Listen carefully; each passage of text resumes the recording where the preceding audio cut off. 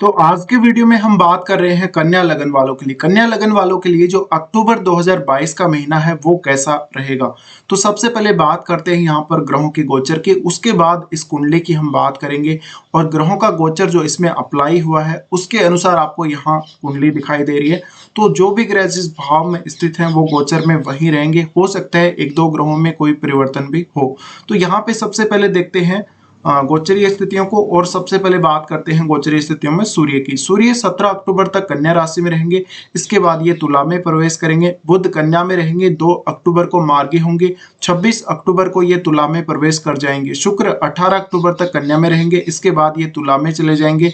मंगल 16 अक्टूबर तक वृषभ में रहेंगे, इसके बाद ये मिथुन राशि में प्रवेश कर जाएंगे। गुरु मीन में वक्री रहेंगे। शनि 23 अक्टूबर तक मकर में वक्री है। चंद्रमा 1 अक्टूबर को वृश्चिक राशि में रहेंगे। राहु मेष राशि में गोचर कर रहे और केतु तुला राशि में गोचर कर रहे। तो ये गोचरीय स्थितियां हैं जहां पर आपको ये पता लग रहा है कि कौन सा ग्रह किस राशि में गोचर कर रहा है, कौन सा ग्रह कहाँ वक्री है। तो अब बात करते हैं सीधा हम आपके चार्ट की। यहाँ देखेंगे सबसे पहले लग्नेश को। लग्नेश आपके 2 तारीख को मार्गी होंगे।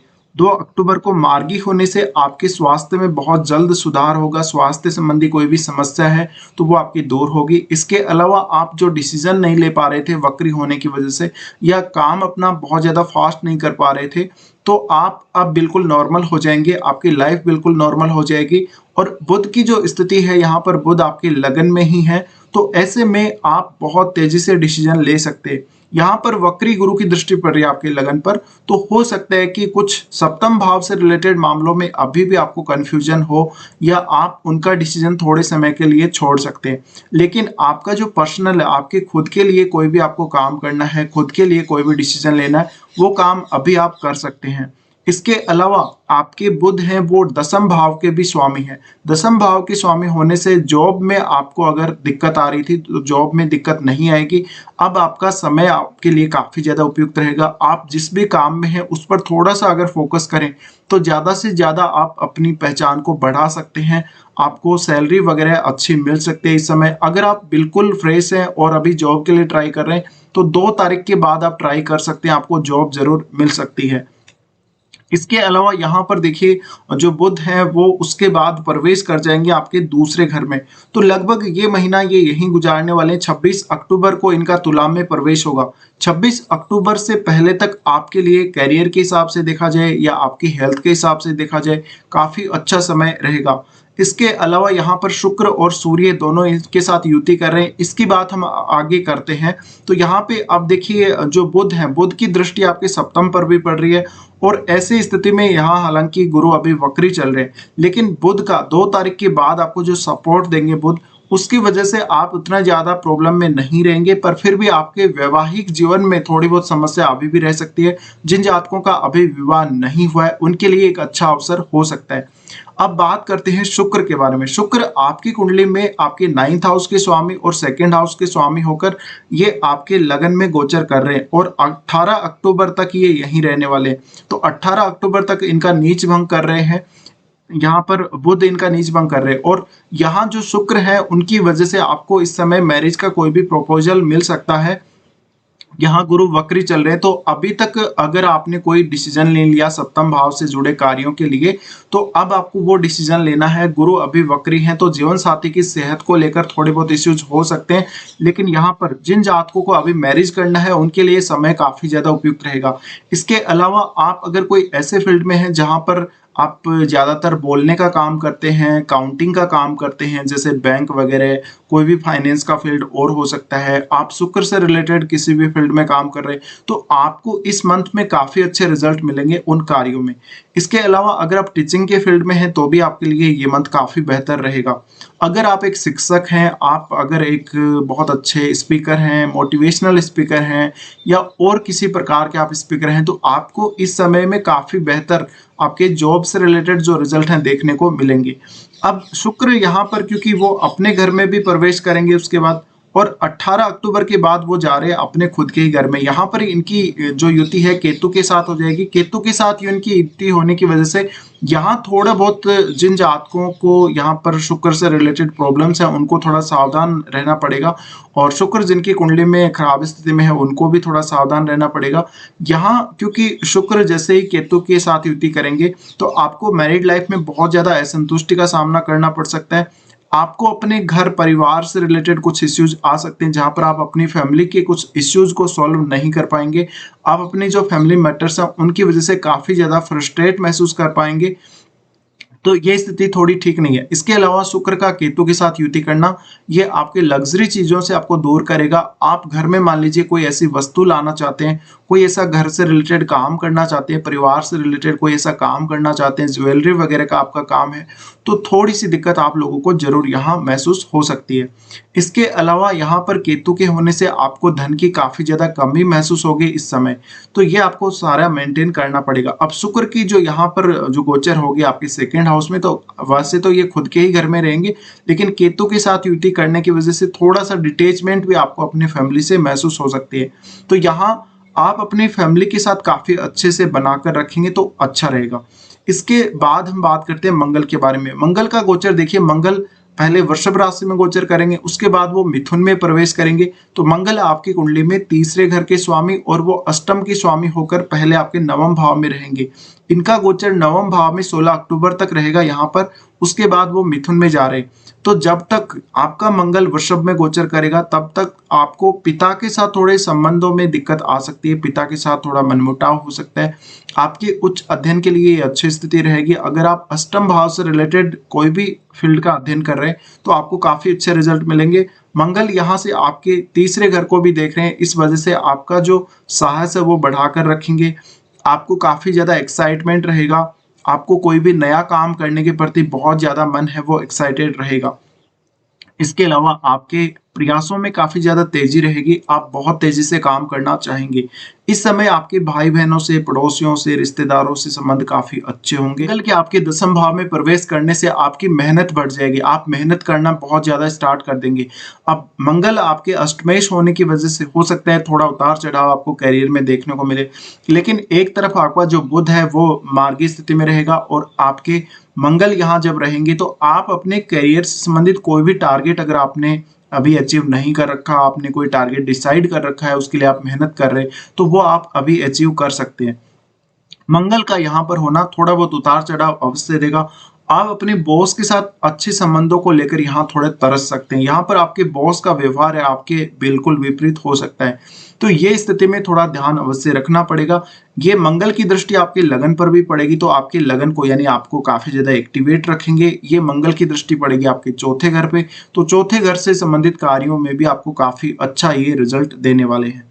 इसके अलावा ये आपके पंचम भाव को भी देख रहे हैं, तो पंचम भाव पर भी ये अच्छा प्रभाव ही डालेंगे। अब यहाँ क्योंकि देखिए मंगल है दसम भाव में, अगर आपका मंगल से रिलेटेड ही कोई फील्ड है तो आपको सफलता मिलने की ज्यादा चांसेस रहेंगे। इसके अलावा आप अगर अपने बॉस के साथ कोई भी व्यवहार करते हैं, उनके साथ कोई भी बातचीत करते हैं, क्योंकि ये 3 नंबर राशि है, 3 नंबर राशि यानी ये मिथुन राशि है, ऐसे में आप ज्यादा से ज्यादा अपने बॉस के साथ कम्युनिकेट करने की कोशिश करेंगे और उस पर आपको थोड़ा सा नियंत्रण करना पड़ेगा, अदरवाइज आपको काफी दिक्कत यहाँ हो सकती है। इसके बाद गुरु के बारे में बात करते हैं। गुरु देखिए आपकी कुंडली में आपके 4th हाउस और सप्तम भाव के स्वामी हैं, तो ऐसे में ये अभी वक्री चल रहे हैं। वक्री चल रहे तो आपको 4th हाउस से रिलेटेड कोई भी काम अटका हुआ है फिलहाल उस पर फोकस कर सकते हैं। आपका मैरिज से रिलेटेड कोई इश्यू है उस पर फोकस करके चल सकते हैं।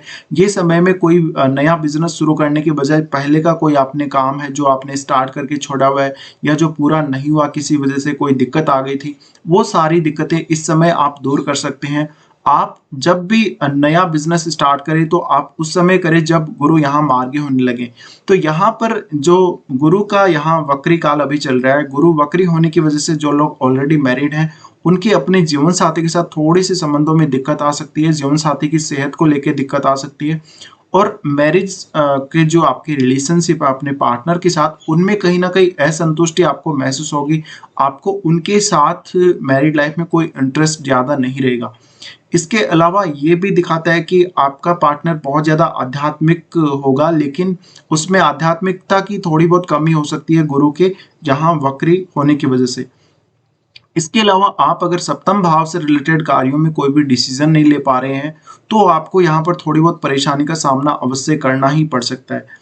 इसके साथ ही देखिए गुरु आपके यहाँ पर वो देख रहे हैं आपके लाभ स्थान को देख रहे हैं, तो थोड़ा बहुत धन जो आपका आएगा आपके कोई बिजनेस से, उसमें थोड़ी बहुत कमी अभी हो सकती है, आपका धन कहीं पर फंस सकता है।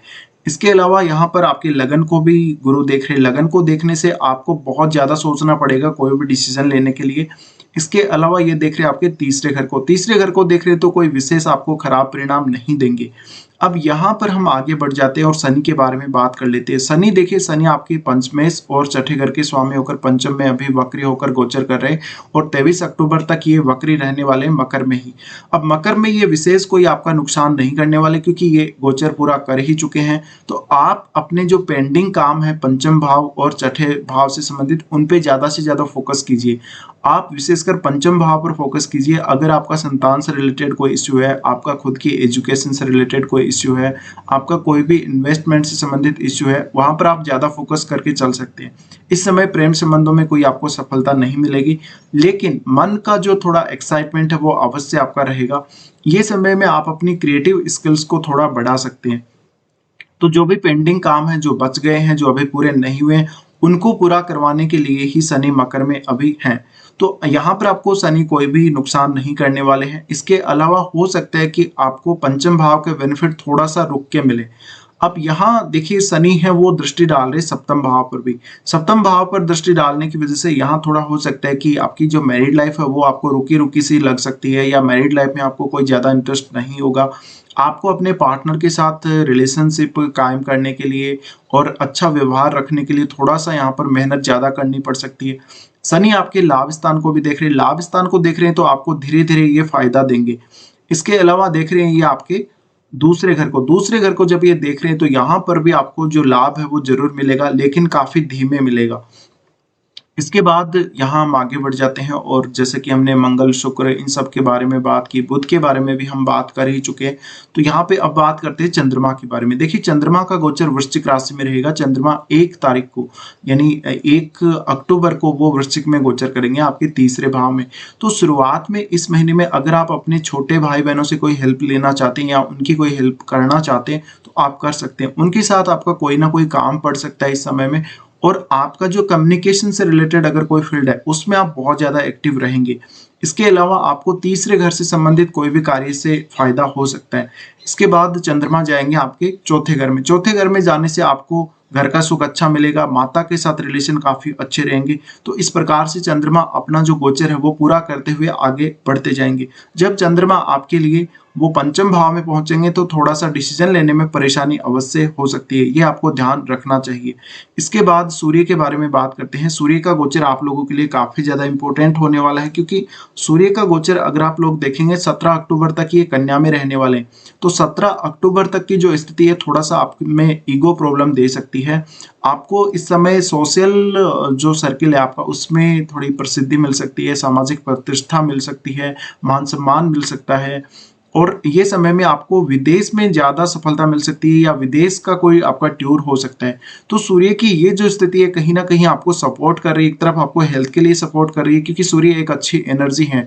ऐसे में यहाँ पर आपको हेल्थ से रिलेटेड कोई ज्यादा इश्यू नहीं रहेगा, लेकिन आप में थोड़ी ईगो प्रॉब्लम अवश्य रहेगी और इसके ऊपर आपको ध्यान अवश्य देना चाहिए। सूर्य यहाँ पर आपके सप्तम भाव को भी देख रहे हैं। सप्तम भाव को देखने की वजह से आपके अपने पार्टनर के साथ जो इश्यूज हैं कुछ क्रिएट हो सकते हैं।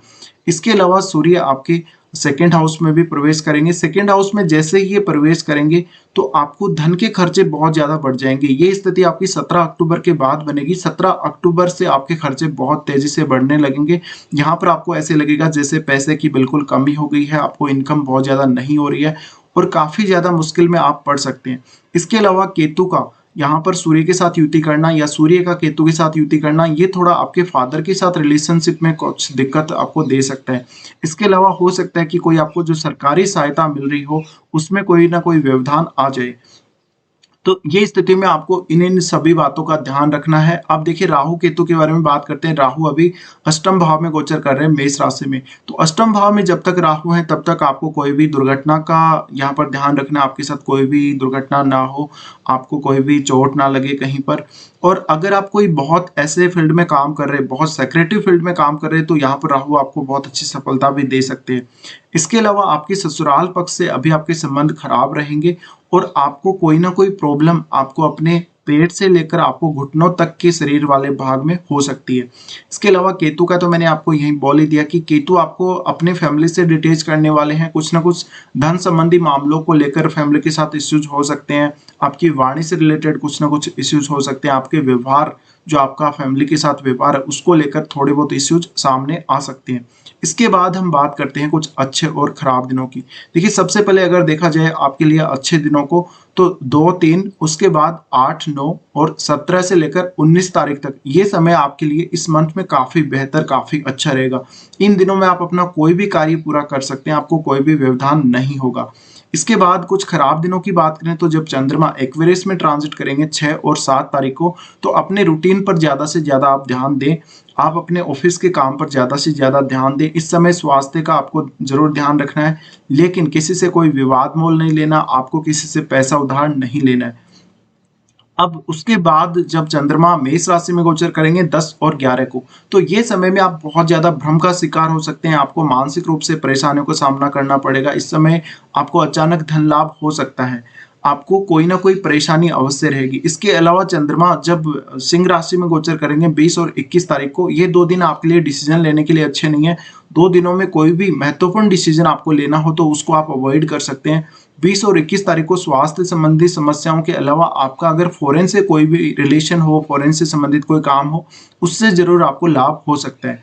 तो ये कुछ दिन है जहां पर आपको थोड़ी बहुत परेशानी का सामना करना पड़ सकता है। फिलहाल ये वीडियो देखने के लिए धन्यवाद।